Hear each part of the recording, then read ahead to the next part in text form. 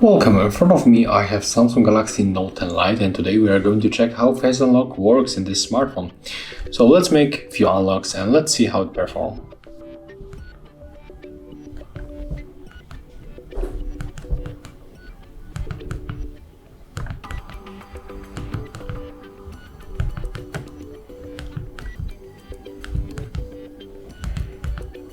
So as you can see, it's really fast.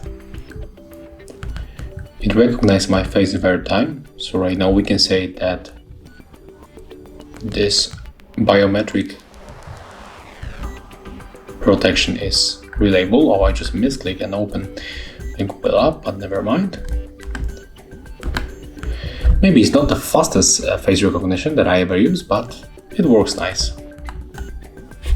And basically that's all.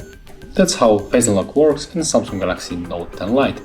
If you find this video helpful, remember to leave a like, comment and subscribe to our channel.